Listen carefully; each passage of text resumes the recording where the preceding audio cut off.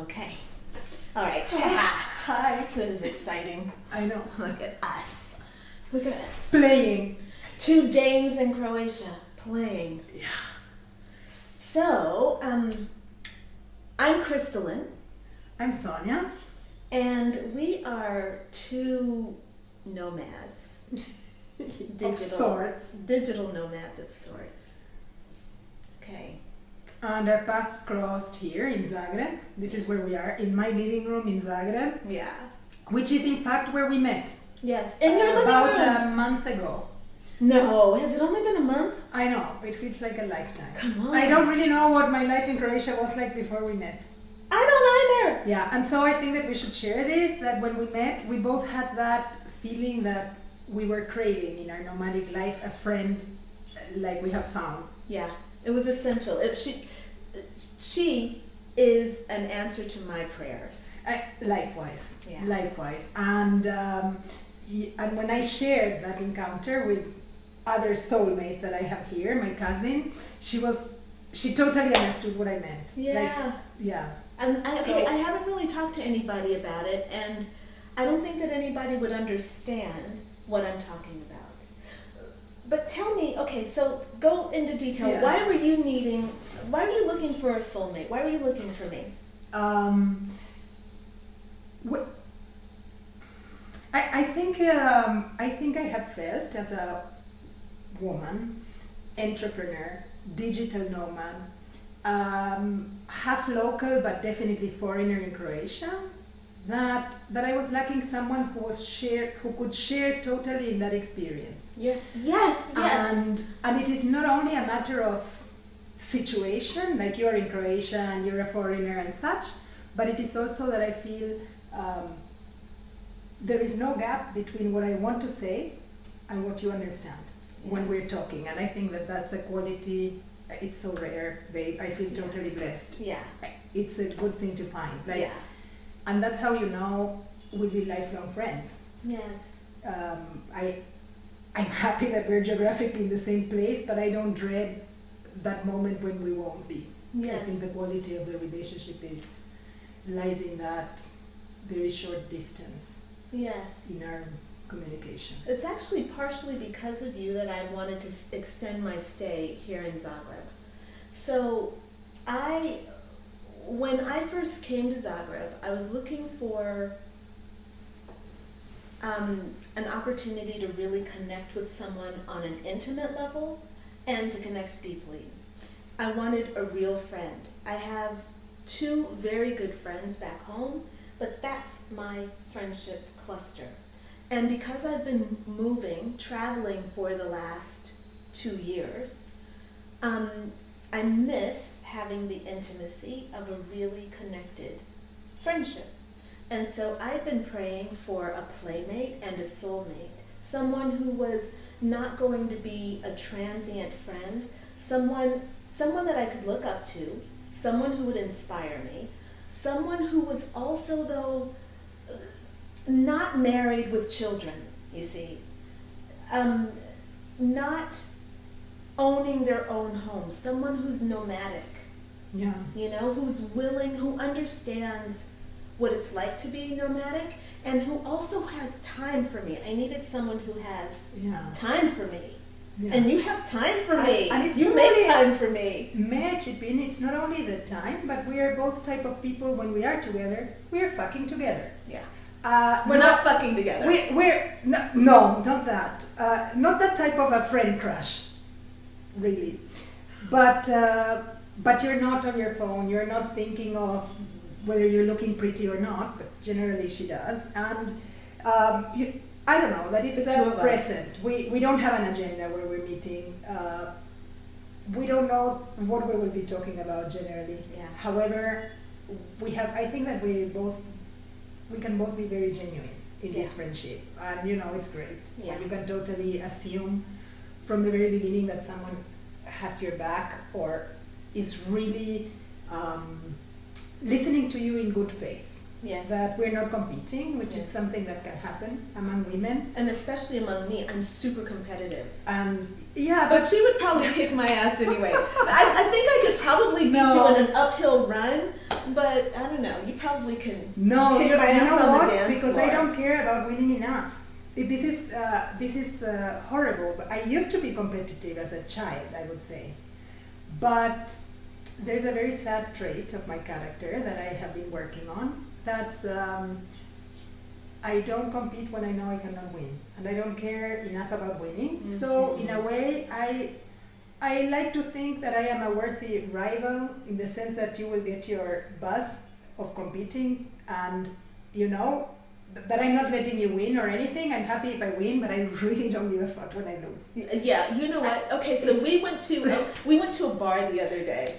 All right. So wait, hold on. She said she's not competitive when she knows she can't win. Okay, but we went to a bar the other day, a rooftop bar here in downtown Zagreb.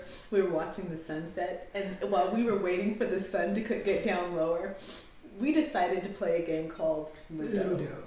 Ludo. Right. Talk about a competitive game. Right. Oh my God! Now look, I tried to go passive and be all laid back, and this one went all. She literally said, "Look, I'm from Argentina. I have a big family, and we play to win." And girl, all of a sudden, my non-competitive, I'm laid back thing became like, "Oh, sister, it is on." That was so fun. It was so nice, though. But this is what I'm talking about. I needed a real life playmate that I could trust enough to be competitive with, and to know that, you know, Nothing at stake. Nothing We're just at stake. Playing along, right? Like and if we you're get going to to be play, competitive. but I don't know where that came from. That I play to win. Yeah, truly. No, it's interesting because I know I was being competitive, but I think that's part of the game. If you don't engage, Come what on. the fuck are you playing for? And I Exactly. appreciate engagement. So Yes. if I tell you that I'm going to play cards, whether it's you, my friend, or my little niece who's 3, I am playing cards. Me That's too. where I will be. I'm in. Like I show up. And anyways, yeah, we're craving board games and card games. So Yeah. we should invent a club. Oh. We really should start a club. But wait, of, I want to be on your team. diverse-minded people. I want to be on your team, though. I don't want to be playing against you. No, I will be the organizer. I love that people get to play. You inspire me to be more playful, in fact. Really? Yeah, because you know, like, yeah, I with the years I have become an incredibly serious person, Okay. and it's not something I'm proud of. Okay, so It has just happened that way. you said you've become incredibly serious. Was there a time when you weren't? Oh, I've always been the soul of the party. Yeah, Hands right? down. Oh, Yeah. yeah. I see that. Yeah, there You are still people are. who know me very well who would still be very surprised to hear me say that I am no longer fun. They would be surprised, but I am no longer fun, or Yeah. I don't know. That's why I got a guitar. You know, Ah. like I want to be more playful. There's a crossword puzzle there. Nice. Yeah, I've been trying to create more content that's not TV. Yeah, for myself. yeah, same here. For me, I've taken up knitting. Obviously, I have acting classes on Saturday. I have voice classes on Tuesday. Talk about a scheduled girl. Like Oh my God, I'm so scheduled. and that's something I appreciate also, that we're not the same. Like it's not that we have found this soulmate ship by being the same. We're so different. We're so really. different. So different, and yeah, I have a phobia of scheduled activities. Yeah, I don't. I love my. She doesn't. I love my shit I mean, scheduled. she had been in Zagreb for 20 minutes when we met, maybe. Yeah, Well, it was 2 days, yeah. pretty much. Right, But less she than a had week. arrived in Zagreb with a list of things she's joining and doing. And so we met in our positive psychology meetup, which is a really beautiful event Yeah. that happens every now and then with people who are gorgeous. Yes. And so it happened in my living room. Yep. And that Right. happened right here. But you already, when we met, you introduced me to Singing Circle. Yes. Another group of gorgeous people. Like, we're doing fun stuff. Yeah. And so I, in a way, your rhythm is out of my comfort zone, but that's also an answer to my prayers. I Because understand. I was missing a playmate. Yeah, not in that way, also not that type of playmate. but I also know that I actually could find more opportunities for fun. Because It's we're just like a crazy two lazy. Playboy playmates here, Yeah, bunny ears. right? Well, we'll get those for the next time, That'll be fun. for the next video.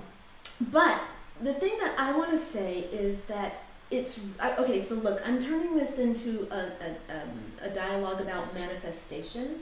Okay. Because I think it's really beautiful that both Sonia and I manifested one another. We are a vibrational match to one another. And for me, it's an honor to be a vibrational match. To look at your vibrational match, to look at a person and say, This long person, because I am. she's tall. Yeah, she's very tall. But it is really important to look around your world and see yourself in your world. So as I move around Croatia and I focus on different things, there are lots of trees, there's big sky here, lots of friendly people, lots of beautiful people, generous people. I have to say to myself, I'm all these things. I'm a big sky girl. I'm a green, natural, beautiful, bounteous, abundant girl. There's an abundance of roses on your street. I'm very aware of that, you know? I'm aware that the street that I walk on to get to see my friend, who I always call you lovely because your cheeks are quite rosy and you have a loveliness about you. That's what I see in the world around me, and I have to accept that this is who I am as well. I don't get to say Sonia's lovely and I'm not. You know, I have to have enough self-love and confidence to know that the world, that she came from me. She sprung from my loins. Oh, yeah. This is my esoteric friend. Is that the word in English? Yeah. Esoteric? Or Esoteric. Esoteric, Mhm. yeah. Yeah. But I'm learning so much. I am learning. It's Yeah. so much fun. Yeah, she's super intellectual, super intelligent, and really good to put things of the material world into form. And then I always come in with my flighty stuff. No, but it's amazing. It's amazing because it stretches me. Mm-hmm. Because one of the things that I work hard on is to shrink my brain in order to give more. It's not that I need to shrink one to give way to the other at all. But you are totally capable of containing my expansiveness, you know. Yes. Not all my friends can actually take in all of my volume, you know. Yes. All of the space that I occupy. It's something, the type of friend that I am ready for. That I Yes. was ready for. Yes. When you and I met. Yes. So, Well, I'm happy to be your vessel. yeah, and this is a word that we use in Spanish a lot, or at least in Spanish from Argentina. We use the word contain Yes. for emotional containing. Mhm. So That's when beautiful. you are going through a rough patch or unstable times, you want to resort to those people who will contain you Yes. in that moment of being overflown. Yes. And I think that you can totally contain me. Oh, you were such a brick throughout my anxiety for Ted. Mm-hmm. Yeah. Yes. That was So- fun too, and you allowed me, which was wonderful. Well, yeah. Oh, and I think that's another layer of our friendship. That we both are very committed to our growth, and we've been very open in sharing our shit. We're both comfortable, I think, at this point with Yeah. our shit. The other day, we're sharing details about that on Facebook. I did. I was sharing Yeah. about my poop. But anyways, not the literal information, but also, you know, I decided when I was 40, my birthday wish and commitment to myself was, you're 40, dude. Accept yourself the way you are, because it's high time, you know? Yes.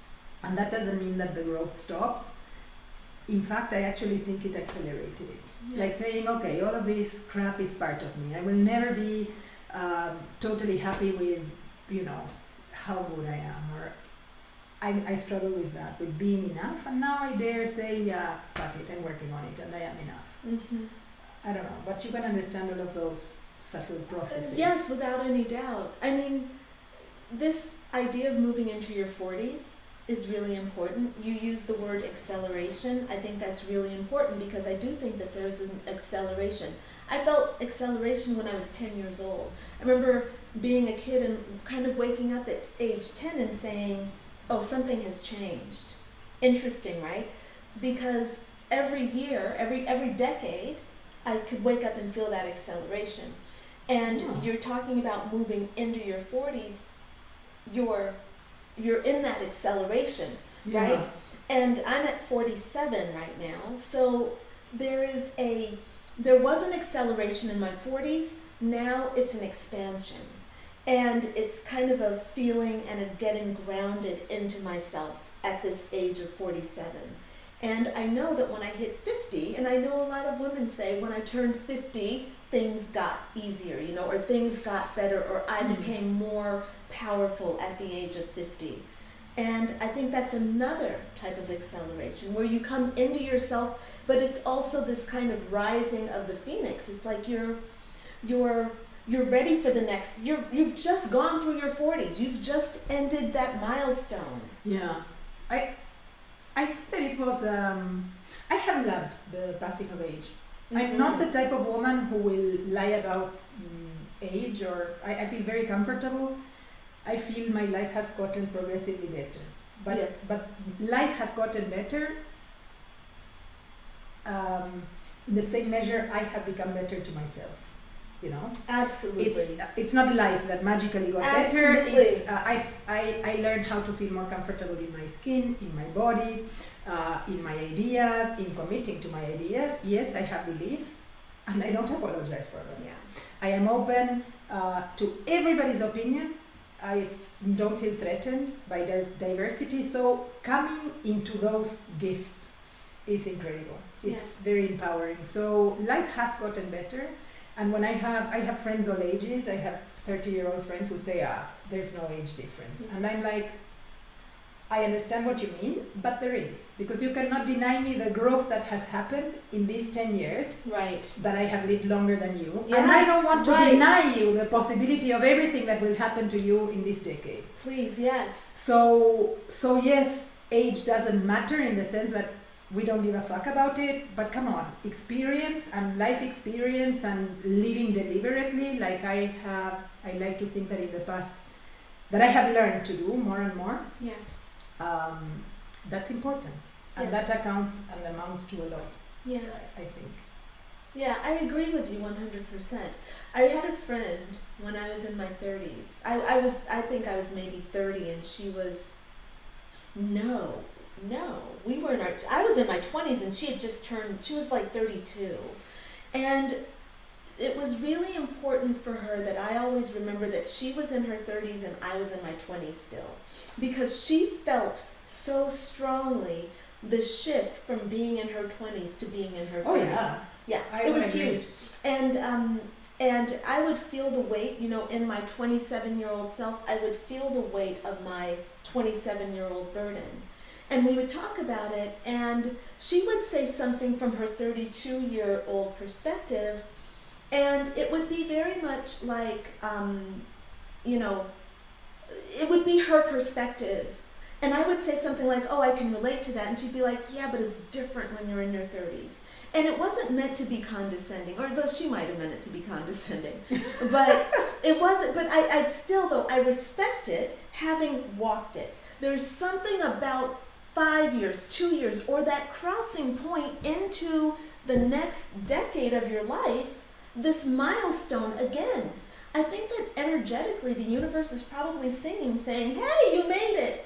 You made it a decade. And we should be right? Totally. celebrating. I love that. That's us celebrating. This is us. This is how we Yes. converse. Yeah. It's always good, rich stuff. It's Yeah. always good and rich dialogue here. Can I ask you a question? It starts maybe a different topic. Yeah. Not really. Mm. You refer to your burden of 27. Mm. Was that random, or do you actually believe that 27 is critical? Well, okay, so I feel like 27 is important. I don't know that it's critical, but I think it's important. But every age is important. Every age is, I work with numbers. I'm a numerologist. So for me, every age is important because every age is a signifier of something. And 27 would be a 9, and 9 is the end of a cycle, which means that when you roll into 27 years, you're rolling into, that's okay. Okay. But I want to ask you, I will go deeper. Go. It's interesting Hit it. from your perspective, because I do have a theory about 27. Tell me about it. And it's a bit without the cameras, we were talking about how when I had my first life crisis and I needed to really think of my life and design it. Yeah, definitely. That happened when I was 27. Oh, come on! Okay, so that happened Yes. exactly when I was 27, and I was about to get married, and that was the moment when I actually had to stop and say, okay, wait a minute, Sonia, where were you when you made this decision? Yes. And it had nothing to do with my boyfriend, who was and is still an awesome guy, and it was a very painful and difficult decision, because you have announced and shared your wedding with everyone, and you're making a dress, and then you have to sort of tell everyone. Everybody steps into your intimacy, right? And That's at a moment when I really realized I had no fucking idea what was I doing with life.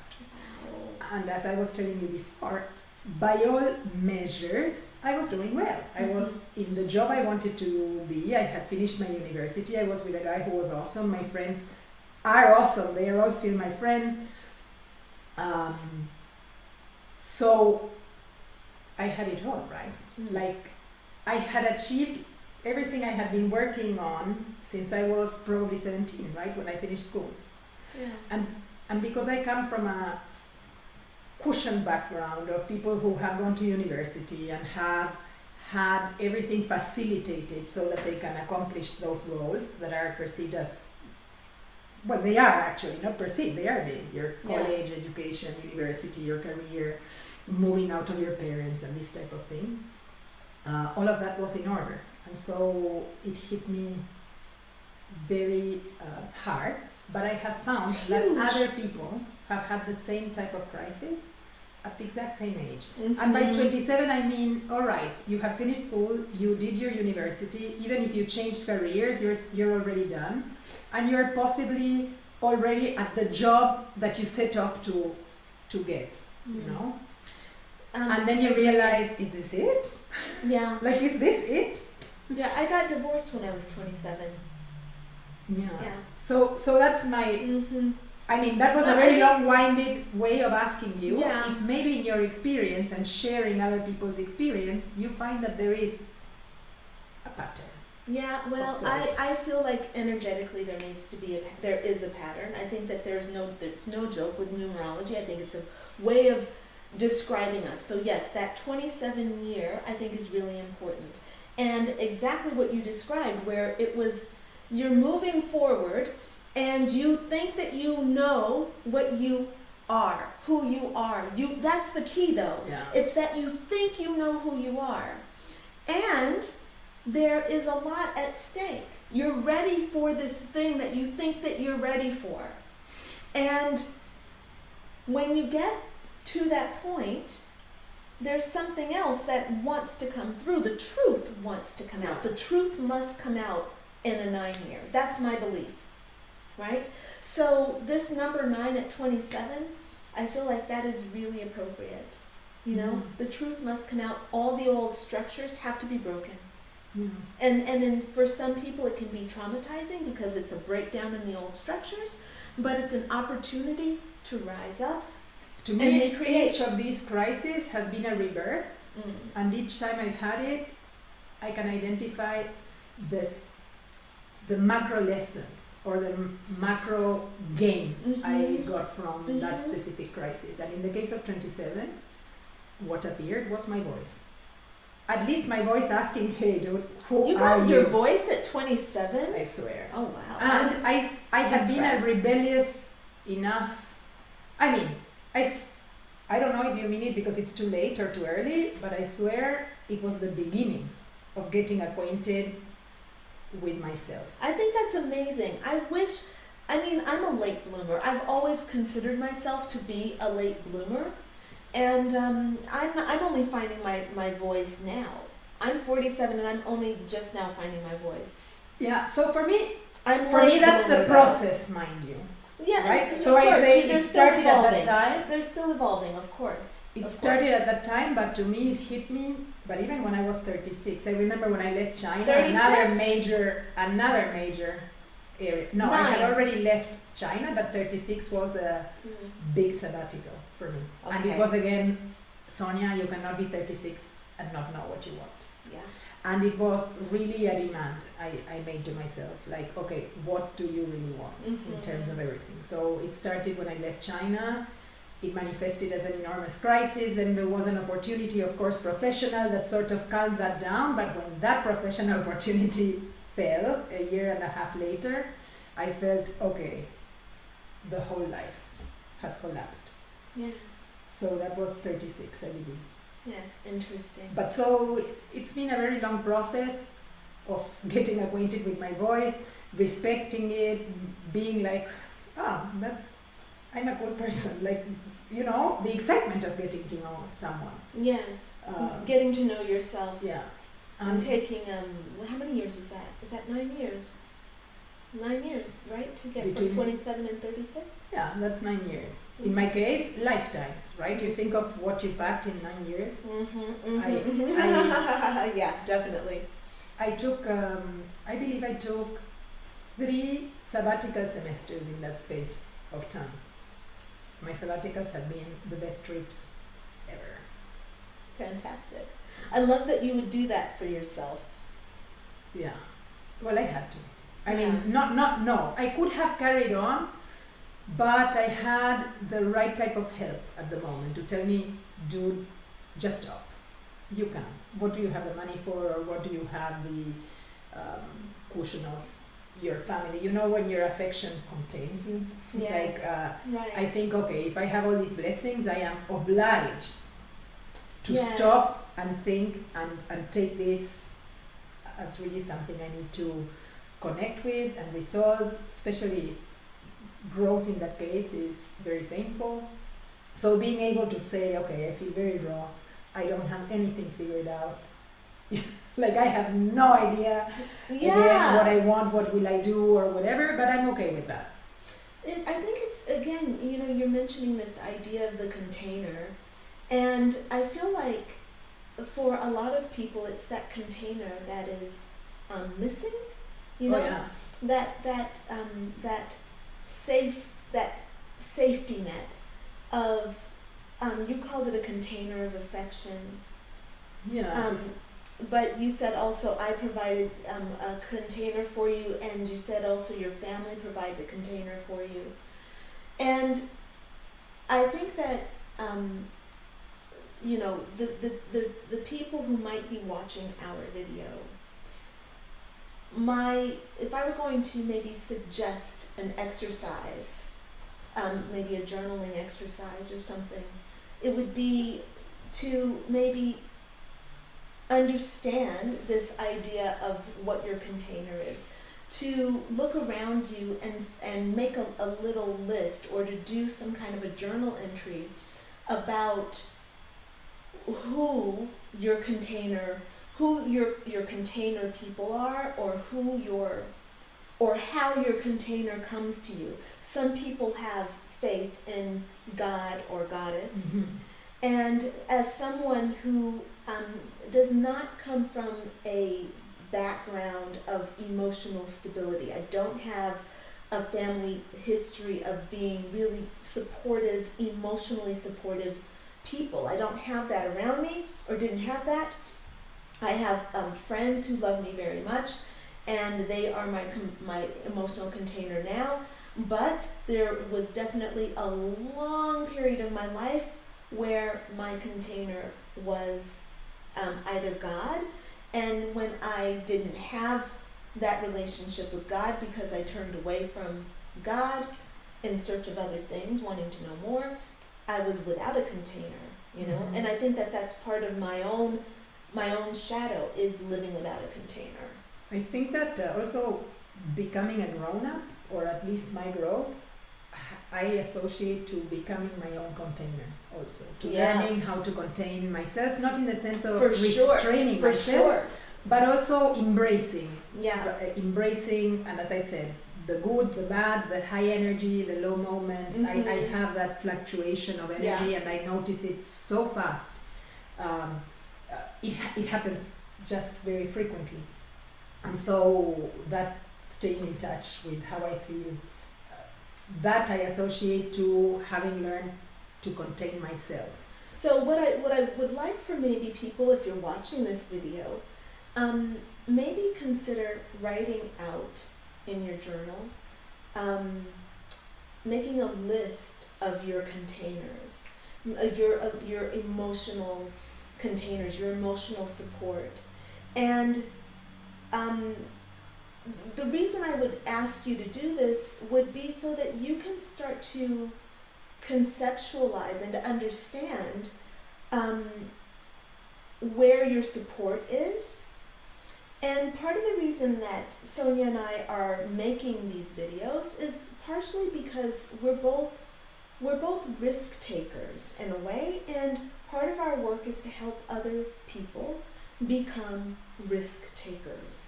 And I find it's a hell of a lot easier to take a risk when you feel like you're supported in some way. You don't have to know, I don't have to know where I'm going, but I do have to know that the universe has got my back. I have to know that God has my back. I have to know that, somebody back home has my back in case the shit hits the fan. Yeah, I look.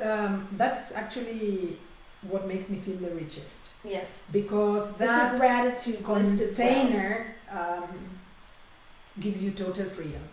Absolutely. And I have a metaphor that I heard an education advisor, I don't know, a pedagogue from Argentina once say, and I was quite young, a young teacher, and this guy was in particular addressing the issue of boundaries, and it was a conference about education, but he said, picture yourself coming up on the terrace of the highest skyscraper you've ever seen. So you come out of a hole or a little trap door, and you're in this enormous terrace that's 200 meters above street level.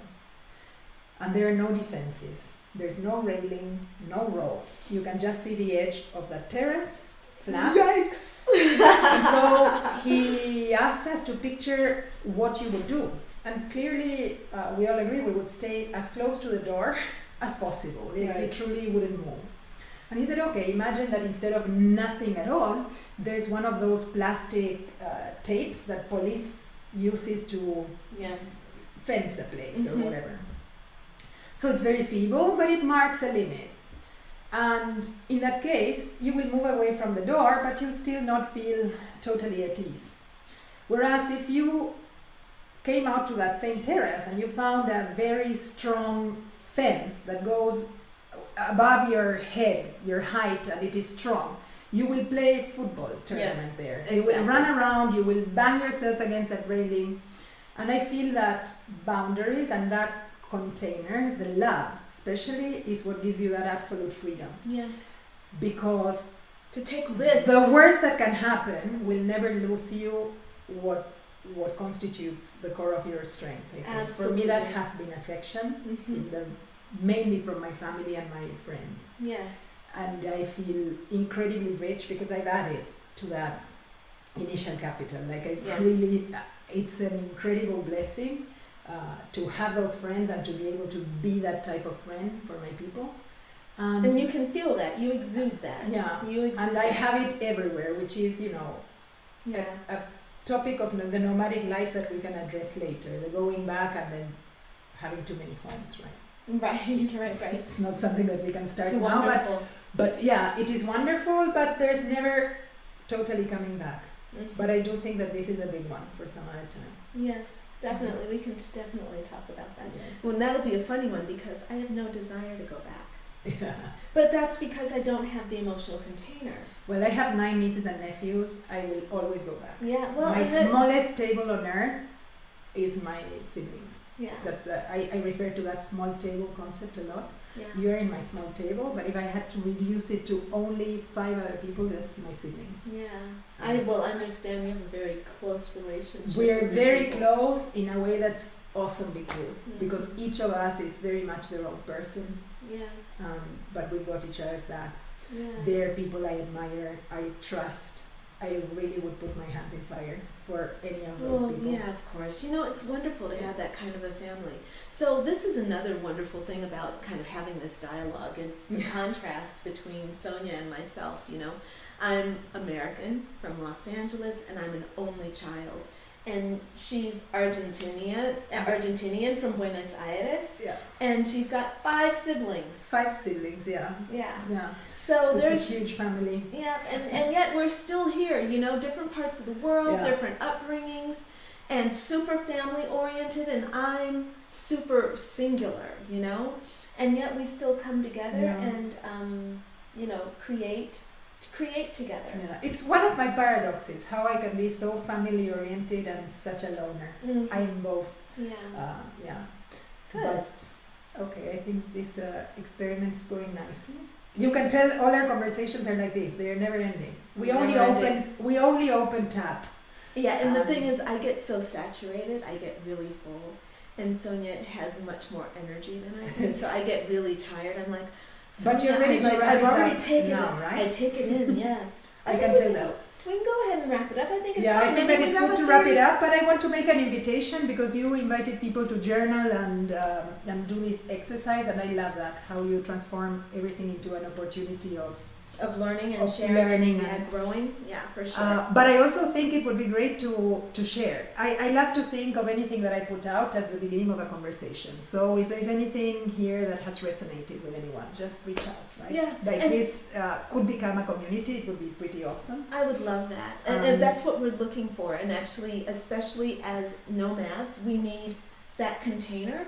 It's wonderful to have community online. It's wonderful to have community, you know, in person, of course, Yeah. but to have your online community, it's super important. So, And to hear other voices. I love to hear other perspectives on the same topics or definitely. other topics in same perspectives. I don't know. I think there's an For sure. enormous richness. So to we that. definitely invite you to leave your comments in the comments section, and we will respond to all comments. So don't feel like you're going to be left hanging. That's not our No, style. no, Yeah. you won't be. Yeah, and we are pretty digital. We're digital. We We're are. up to date. We like Yeah. the Facebook. We're on the intranet. Yeah. Sometimes we up on the intranet. She has a celebrity platform. I'm a smaller group. I have 3,600 Facebook friends, and she's got. 550 and I'm struggling. I am struggling. I used to have only people I actually know on Yeah. Facebook. So Yes. for me this is a strange one Yes. to have strangers. Yes. But I'll figure it out. Yeah. We'll figure it out. Yeah. But you will not be left in the lurch, that's for sure. Yeah, that's for sure. Good. So thanks for joining us, Okay. and we'll be posting another video soon. And I definitely encourage you to sign up to get our videos delivered to your inbox. So just leave your email. We have a sign up form, so just leave your email for us, and we will get these emailed to you on a regular basis. Cool. All right? And we'll have it off. Oh! Thank you, babe. A pleasure. Yeah, my pleasure. Our pleasure. We hug you too, girl. We your containers up in here. We your container. Have a great weekend. Yeah. Bye for Bye. now. Bye. Cool. That was fun, right? Yeah.